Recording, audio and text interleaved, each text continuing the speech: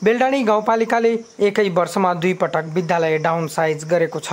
गाउँपालिकाले शैक्षिक सत्र सुरु भएर विद्यार्थीहरू पठन पाठन गर्न थालिसके पछाडि जेठ महिनामा गएर बल्ल पत्राचार गरेको छ कि तपाईको विद्यालय डाउन साइज गरिएको छ। फागुनतिर हाम्रो 4वटा विद्यालयहरू डाउन गरिएको, जहाँ जहाँ विद्यार्थीहरू न्यून जनसङ्ख्यामा थिए त्यस कारणले गर्दा नि अब स्कुल बनिएका छन्, ठुला ठुला संरचना छ, विद्यार्थी नै छैन, त्यस कारणले 4वटा विद्यालय डाउन गरिएको हो। त्यसपछि अहिले झन्डै अब जुन यो 8को परीक्षाको रिजल्ट आउँदै गर्दा 3टा स्कुल आधारभूतबाट प्राइभेटमा झारिएका छन्।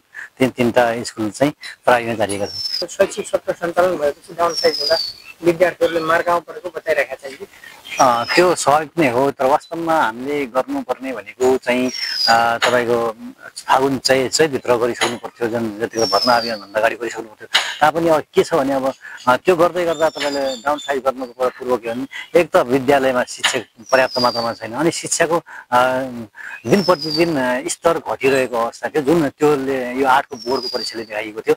तपाईँको 8को बोर्डको परीक्षा एउटा हाम्रो के अरे सरस्वती मावि वैभा र झरना सरस्वती मावि झरना सागरको बाहेक हाम्रा थुप्रै स्कुलहरूमा 8मा तपाईँ उत्तीर्ण हुन सकिरहेको थिएन। र त्यो यदि त्यो सकिएन भनेपछि अब कोही गर्ने त भन्ने कुरा भयो। यसलाई डाउन साइज गऱ्यो भने विद्यार्थी सङ्ख्या पनि तल्लो स्तरमा बढ्छ, त्यसपछि शिक्षकहरू पनि पर्याप्त मात्रामा हुन्छन् र शिक्षाको वृद्धि विकास हुन्छ भन्ने हिसाबले डाउन साइज गरिएको हो। शिक्षामा खास तपाईँहरूको भएको के हो? यो चाहिँ वर्षमा 2 चोटि चाहिँ डाउन साइज गर्ने, यो त शैक्षिक सत्र सुरु हुनु पूर्व नै यो थाहा हुनु पर्थ्यो त।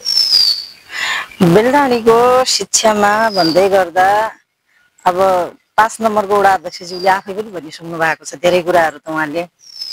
अब 1 वर्षमा 2 चोटि त डाउन साइज हुनु नपर्ने हो वास्तविक भनौँ भने। अब त्यो मिटिङमा बस्दाखेरि छलफल गर्दाखेरि त्यो डाउन साइज गर्नुभन्दा पनि मैले त मर्ज गरिदिनुहोस् भनेको थिएँ। साना साना जुनमा साना साना विद्यार्थी भाइ बहिनी छन्, कम विद्यार्थी छन्, उहाँहरूलाई त मर्ज गरिदिँदै राम्रो थियो नि त। मर्ज गरेर त्यसरी मर्ज गर्यो भने के हुन्थ्यो भने त्यहाँभित्र चाहिँ पढाइरहेका सरहरूले पनि अवकाश जानुपर्ने अवस्था थिएन मर्ज गरिदियो भने। अब अहिले डाउन साइज गरिदिएपछि जो सङ्घीय सरकारले दिएको अनुदान छ त्यो त गयो त, सरहरू त बाहिर निस्के भने सानो गाउँपालिका छ, यसैमा भार भइरहेछ नि त त्यो त। त्यही हिसाबले अब कार्यपालिकाको मिटिङ बसिसकेपछि चाहिँ इन डाउन साइजका कुरा पछाडि गएर चाहिँ डाउन साइज गर्ने, फेरि डाउन साइज गर्ने भन्ने 3 स्कुललाई भनेर अस्ति भर्खरै डाउन साइज गरियो।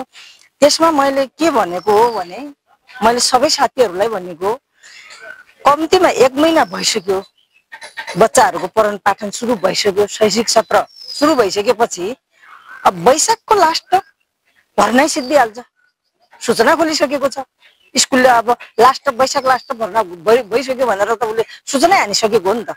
अब त्यो 25 गते वैशाख निर्णय गर्ने, जेठको 5 गते हामीले चाहिँ स्कुलमा पठाउने त्यो कागज भने अहिले बच्चाहरू तरबत्तर भएको छन् कि मलाई गार्जनहरू धेरै दिन आइसके गाउँपालिकामा के गर्ने।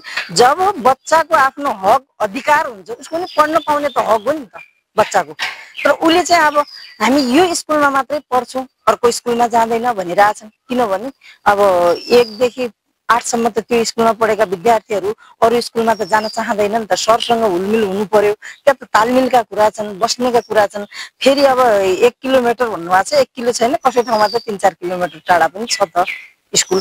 अब त्यो जो तपाईँको 8 क्लासमा पढ्छ त्यो 8 क्लासमा पढ्ने भाइले तलको 1 क्लासको बहिनी पनि त आफ्नो लगेर गएको हुन्छ नि त सँगै। अब भने ती विद्यालय त रिताउने भयो। अब हाम्रो बेलडाँडी गाउँपालिकाको नीति कस्तो छ अहिले भने शिक्षा आफ्नो भएको चाहिँ सामुदायिक शिक्षामा लगानी लाउने ठाउँमा, सामुदायिक शिक्षामा विद्यार्थी बढाउने ठाउँमा हामी चाहिँ धन्नै कहाँतिर हाम्रो गइरहेछ पालिकाको ध्यान भने प्राइभेट बोर्डिङतिर।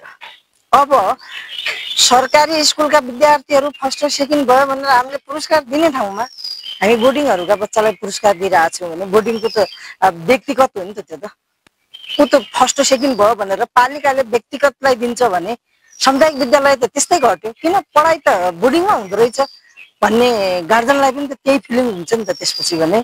अहिले त्यो भएको कारण अब अहिले मर्ज भएका विद्यालयमा तपाईँको 82-83 विद्यार्थी छन्। ती भएका ती चाहिँ एउटा करेक्ट एरियाभित्र नपरेर ती फुल बच्चाहरू भएका विद्यालय हुन् नि त तिनी जस्तो शैलेश्वरी पर्यो तपाईँको राधाकृष्ण पर्यो भने उसमा पनि टनाटन छ एउटा 3 नम्बर वडामा थारू आफ्नो जाति भात भाषा सबैतिर मिल्ने कल्चर मिल्यो हो नि त अब ती आफ्नो कल्चर भन्दा त तिनी बाहिर जानै मान्दैनन् ती बच्चाहरू त भने अब त्यहाँ चाहिँ टन्न छ बच्चा लगभग 92 बच्चा छन् 8 क्लासमा भने अब ती बच्चा कहाँ जाने 9 क्लासमा त 8 क्लासमा 92 भएकालाई डाउन साइज गरियो त्यो डाउन साइज गरियो त्यतिकै शैलेश्वरीमा छन् ती डाउन साइज गरे बच्चा भएका स्कुल डाउन साइज भएका छन् त्यही भएर उहाँका अभिभावकको धारणा के हो भने हामीलाई चाहिँ अलि छिटो खबर गरिदिएको भए राम्रो हुन्थ्यो हामी कतै केही गर्थे भनेर उहाँहरूको गुनासोले यहाँ पटक आएका छन् ज्ञापन पत्र दिइसकेका छ उहाँहरूको चाहिँ सुनाइ भइरहेको छैन